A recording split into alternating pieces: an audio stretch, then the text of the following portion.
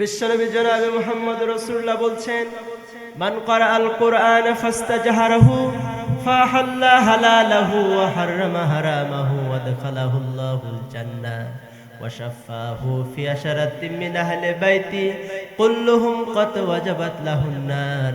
আল্লাহ নবী বলছেন, যে ব্যক্তি কোরআন পড়বে, কোরআনকে প্রকাশ করবে, কোরআনকে প্রচার করবে, কোরআনকে ছড়িয়ে দেবে, কোরআনের আলো ছড়িয়ে দেবে, কোরআন যা হালাল করেছে তা হালাল মানবে, কোরআন যা হারাম করেছে তা হারাম মানবে, পুরস্কার হিসাবে আল্লাহ পাকের রাসূল বলছেন, আল্লাহ পাক আদখালাহুল্লাহুল জান্নাহ, আল্লাহ তাকে জান্নাত দান করে দিবে।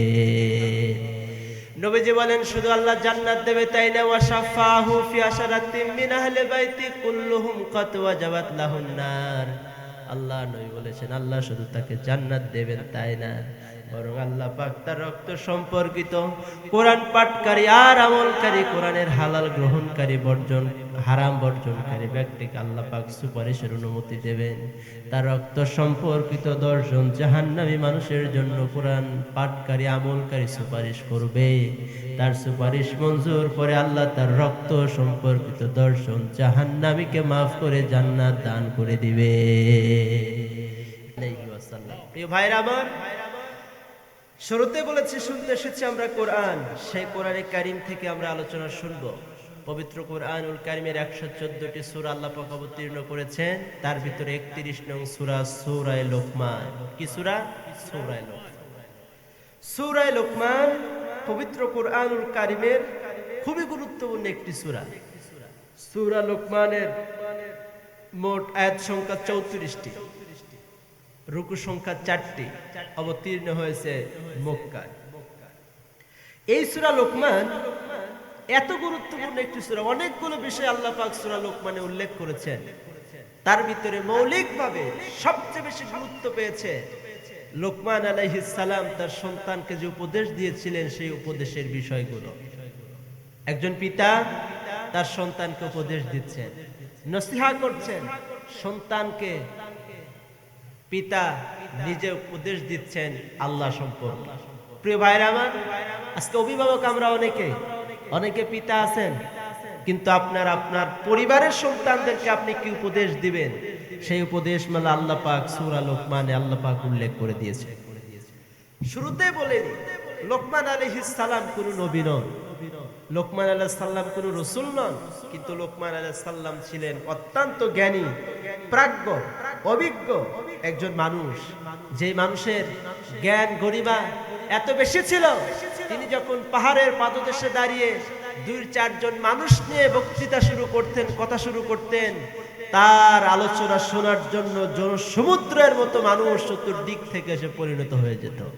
প্রিয় ভাইরা আমার, লোকমান আলাইহিস সালামের চেহারার আকৃতি তাফসীর ইবনে কাসির এসেছে, তিনি মানুষ ছিলেন খাটো, বেটে মানুষ, মাথার চুল ছিল এলোমেলো, সুশ্রী কোনো মানুষ ছিলেন না, বিশ্রী আকৃতির একজন মানুষ ছিলেন। চেহারা দেখে পছন্দ হবে না, কিন্তু তার হিকমা, জ্ঞান, প্রজ্ঞা আল্লাহ এত দিয়েছেন যে তার কথা, তার নামে আল্লাহ পাক পবিত্র কোরআনুল কারীমে একটি সূরা অবতীর্ণ করেছেন। বলেন সুবহানাল্লাহ। চিন্তা করেন, একজন পিতা তার সন্তানকে উপদেশ দিচ্ছেন, আল্লাহর কাছে কত পছন্দনীয় হয়েছে যে সেই পিতার উপদেশ আল্লাহ পাক কোরআনে কারীমের ভিতরে কিয়ামত পর্যন্ত সমস্ত মানুষের জন্য রেকর্ড করে দিয়েছে। প্রিয় ভাইরা আমার, আমরা শুনবো সেই লোকমান আলাইহিস সালামের উপদেশ, তিনি তার সন্তানকে কি উপদেশ দিয়েছিলেন। শুরুতেই আল্লাহ পাক সম্পর্কে লোকমান আলাইহিস সালাম তার সন্তানকে পরিচয় করিয়ে দিচ্ছেন। আল্লাহ রাব্বুল আলামিন বলেন, লোকমান আলাইহিস সালাম তার সন্তানকে বলছেন, وَإِذْ قَالَ لُقْمَانُ لِابْنِهِ وَهُوَ يَعِظُهُ يَا بُنَيَّ لَا تُشْرِكْ بِاللَّهِ إِنَّ الشِّرْكَ لَظُلْمٌ عَظِيمٌ। আল্লাহ রাব্বুল আলামিন বলেন, লোকমান তার সন্তানকে নসিহত করছেন, হে আমার কলিজার টুকরা সন্তান, আল্লাহর সাথে কাউকে শরীক করো না। যদি আল্লাহর সাথে শরীক করো, নিঃসন্দেহে শিরক হলো মস্ত বড় একটি গুনাহ। প্রিয় ভাইরা আমার, আল্লাহর তাওহীদের সাথে, আল্লাহর একত্ববাদের সাথে, আল্লাহ তাআলার জাত সিফাতের সাথে যদি শরীক করা হয়, অংশীদার করা হয়, এর চাইতে বড় গুনাহ পৃথিবীতে আর আছে নাকি বলেন?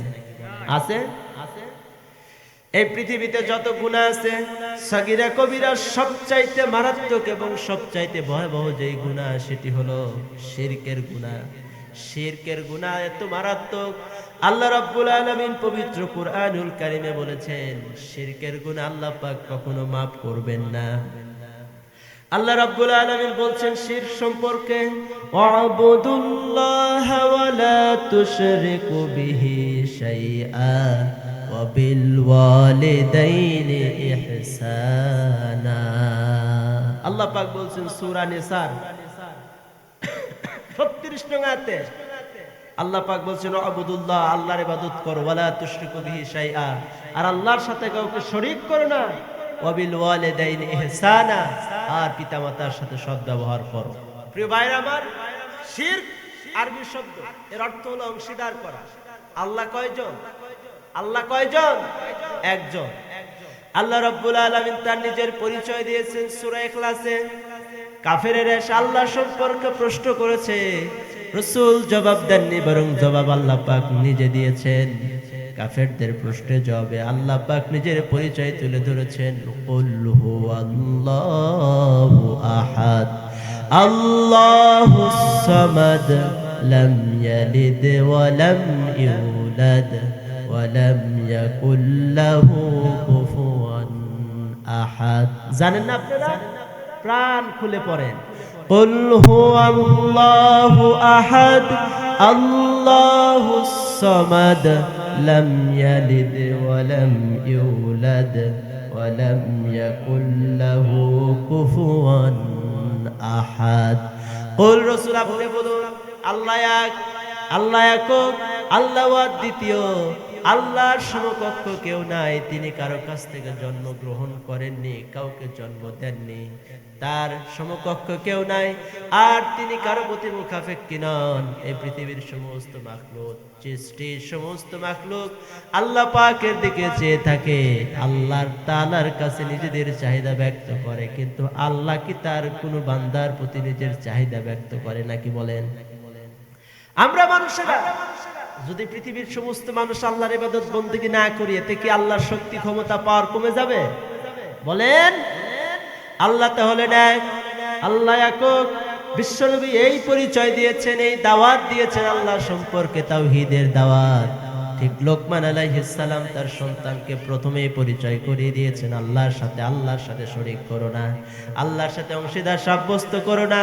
আল্লাহ তাআলা একজন, ওয়া ইলাহুকুম ইলাহু ওয়াহিদ লা ইলাহা ইল্লা হুয়ার রহমানুর রহিম। আল্লাহ পাক বলছেন লা ইলাহা ইল্লা হুয়া, তিনি ছাড়া কোনো ইলাহ নাই, তিনি একক, তিনি অদ্বিতীয়, তার সমকক্ষ পৃথিবীর কোনো মানুষ নাই।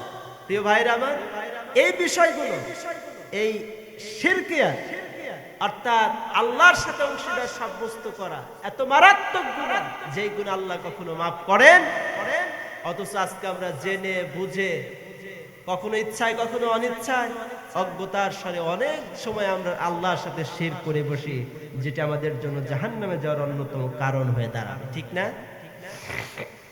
প্রিয় ভাইরা আমার, এই পৃথিবীতে মানুষ যত গুনাহ করুক না কেন, সমস্ত গুনাহ যদি বান্দার অধিকার নষ্টের গুনাহ না থাকে, আর যদি আমলনামায় শিরক না থাকে, আল্লাহ মাফ করে দিতে পারে।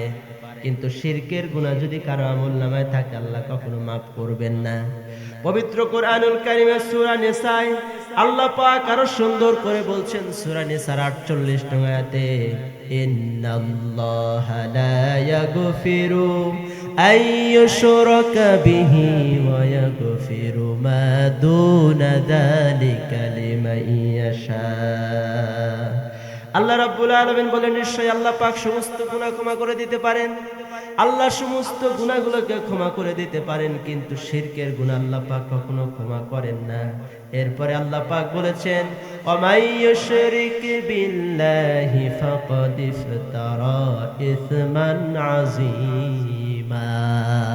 আর যে ব্যক্তি শিরক করলো, সে মস্ত বড় একটি গুনাহে লিপ্ত হয়ে গেল। প্রিয় ভাইরা আমার, এই শিরক আমাদের সমাজে আছে না নাই? সেজদা একমাত্র কার? আল্লাহর। সেই সেজদা মানুষকে দেয় না, পীরের মুরিদেরা পীরকে দেয় কিনা? কবরে দেয় কিনা, সেজদা দেয় কিনা? জীবিত পীর, মরা পীর, মাজারে, কবরে, খানকায় পীরের ব্যবসা করলে মানুষ সেজদা করে কি করে না? প্রিয় ভাইয়ের আমার, আসুন আমরা এই বিষয়গুলো আজকে জানবো। শিরক এত বড় গুনাহ যে আমলনামায় যদি শিরকের গুনাহ থাকে, আল্লাহ পাক সেই আমলনামা ধূলিকণার মতো উড়ায় দেবেন। বাতাস যেরকম ধূলিকণাকে উড়ায় নিয়ে যায়, আল্লাহ পাক বলছেন কিয়ামতের দিন শিরক মিশ্রিত গুনাহ আমলনামা যদি আমার সামনে আসে, ধূলিকণার মতো উড়ায় দেবেন। প্রিয় ভাইরা আমার, আল্লাহ রাব্বুল আলামিন বলছেন সূরা ফুরকানে, ওয়াকাদিমনা ইলা মা আমিলু মিন আমালিন ফাজআলনাহু হাবাআন মানসুরা। আল্লাহ পাক বলেন কিয়ামতের দিন শিরক মিশ্রিত আমলনামা যদি আমার সামনে উপস্থাপন করা হয়, আমি আল্লাহ রাব্বুল আলামিন সেগুলোকে ধূলিকণার মতো উড়াইয়া দেব। প্রিয় ভাইরা আমার, আজকে পীরকে সেজদা আমরা, আমাদের দেশে সেজদা চালু আছে, আছে না? আছে। আজকে আমরা কোরআন এবং হাদিস থেকে এত সূক্ষ্মভাবে জানবো যে পীরকে সেজদা দেওয়া যাবে কিনা, এরপরে মাজারে সেজদা দেওয়া যাবে কিনা। কারণ ঈমান আগে, এরপরে আমল। কারো যদি ঈমান না থাকে, পাহাড় পরিমাণ আমল করে কোনো লাভ হবে? কিন্তু আমল কম, ঈমান খাঁটি, এই ব্যক্তির নাজাত কিয়ামতের দিন অবশ্যই আল্লাহ দান করবে। এই জন্য শিরকের মতো মস্ত বড় গুনাহ থেকে আমাদেরকে বিরত থাকতে হবে। প্রিয় ভাইরা আমার, আজকে মাজারে সেজদা হয়, পীরকে সেজদা হয়, কবরে সেজদা হয়, যেটা ইসলামী শরীয়তে সুস্পষ্ট হারাম। প্রিয় ভাইরা আমার, পীরকে যারা সেজদা দেয়, মানুষকে যারা সেজদা দেয়, মাজারকে যারা সেজদা দেয়, তাদের সম্পর্কে আল্লাহ পাক সূরা হামিম সেজদা, পবিত্র কোরআনুল কারীমের 41 নং সূরা, সূরা হামিম সেজদা, অপর নাম সূরা ফুসসিলাত। সূরা হামিম সেজদার ভিতরে আল্লাহ পাক খুব সুন্দর করে বলছেন 37 নং আয়াতে, ওয়ালা তাসজুদু লিশ-শামসি ওয়ালা লিল-কমারি ওয়াসজুদু লিল্লাহিল্লাযী খালাকাহুন্না ইন কুনতুম ইয়্যাহু তা'বুদুন। আল্লাহ পাক বলছেন লা তাসজুদু লিশ-শামস, সূর্যকে সেজদা দিও না, ওয়ালা লিল-কমার, চন্দ্রকে সেজদা দিও না, ওয়াসজুদু, সেজদা করো লিল্লাহি, আল্লাহ তাআলাকে, যিনি সবগুলোকে সৃষ্টি করেছেন। চন্দ্রকে সৃষ্টি করেছেন কে? বলেন। সূর্য সৃষ্টি করেছেন কে? সমস্ত গ্রহ নক্ষত্র সৃষ্টি করেছেন যে আল্লাহ পাক। সেই আল্লাহকে সেজদা দেওয়ার জন্য আল্লাহ পাক নির্দেশ দিচ্ছেন। আল্লাহ পাক বলছেন অসুজুদু ওয়াকতারিব, সেজদা দাও আর আল্লাহর নিকটবর্তী হয়ে যাও। সেজদা মাধ্যমে বান্দা আল্লাহর যত নিকটবর্তী হয়, অন্য কোন মাধ্যমে কি এত নিকটবর্তী হয়? বলেন, এত নিকটবর্তী হয় না। অথচ সেই সেজদা আজকে মানুষকে দেওয়া হয়। প্রিয় ভাইরা আমার, এই পৃথিবীতে রাসূলের চাইতে বড় বুজুর্গ ব্যক্তি কি আর পৃথিবীতে এসেছিল? বলেন। আজকে আমরা দেখব সেই রাসূলকে সাহাবায়ে কেরাম সেজদা করেছিলেন কিনা, আর রাসূলুল্লাহ সাল্লাল্লাহু আলাইহি সাল্লাম কি বলেছেন সাহাবায়ে কেরামকে, সেই বিষয়ে আমরা একটু দেখব। প্রিয় ভাইরা আমার, বিশ্বনবী জনাবে মুহাম্মদ রাসূলুল্লাহ সাল্লাল্লাহু আলাইহি ওয়াসাল্লাম একদিন যুদ্ধ থেকে ফিরছিলেন, সাথে সাহাবায়ে কেরাম বিশ্বনবীর সাথে ছিলেন। বিশ্বনবী জনাবে মুহাম্মদ রাসূলুল্লাহ মরুভূমির পাশ দিয়ে যাচ্ছিলেন। মরুভূমির ভিতর থেকে এক উট এসে বিশ্বনবীর কদম মোবারকের সেজদায় পড়ে গেল, চুমা খেলো, সেজদার মতো লুটিয়ে পড়ল। সাহাবায়ে কেরাম বললেন, ইয়া রাসূলুল্লাহ, উটের কি সৌভাগ্য, আপনার কদম মোবারকে সেজদা দিল, তার কপাল তো ধন্য হয়ে গিয়েছে। ইয়া রাসূল, আপনি আমাদের অনুমতি দেন, আমরা একটু আপনার কদম মোবারকে সেজদা দিয়ে ধন্য হয়ে যাই। কথা বুঝতেছেন? বিশ্বনবী জনাবে মুহাম্মদ রাসূলুল্লাহ বলছেন না, কোন মানুষকে অপর কোন মানুষের পায়ে সেজদা দেওয়া বৈধ নয়। আমি যদি কোন মানুষকে অপর কোন মানুষের পায়ে সেজদা দিতে বলতাম, তাহলে পৃথিবীর সমস্ত মহিলাদেরকে বলতাম তারা যেন তাদের স্বামীর পায়ে সেজদা দেয়। তিরমিজি শরীফের হাদিস। রাসূলুল্লাহ বলছেন কোন মানুষকে অপর কোন মানুষের পায়ে সেজদা দেওয়া বৈধ নয়। যদি বৈধ হতো, পৃথিবীর সমস্ত মহিলাদেরকে বলা হতো স্বামীর পায়ে সেজদা দিতে। প্রিয় ভাইরা আমার, রাসূলুল্লাহ তার পায়ে সাহাবায়ে কেরামকে সেজদা দিতে বললেন না, রাসূলুল্লাহ জনাবে মুহাম্মদ রাসূলুল্লাহর পায়ে যদি শেষ দিতে এমন কোন পীর আছে, আলেম আছে, বুজুর্গ আছে যার কদম মোবারকে পায়ে সেজদা দেওয়া বৈধ?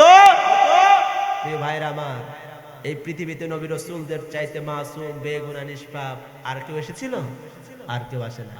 সেই রাসূলের পায়ে সাহাবায়ে কেরাম সেজদা দিতে চাইলেন, রাসূলুল্লাহ নিষেধ করলেন। আর আমার দেশের পীরের ব্যবসা খুলে, খানকা খুলে মুরিদদের দ্বারা নিজের পায়ে সেজদা নেওয়ার মতো পীর আছে না? নাই?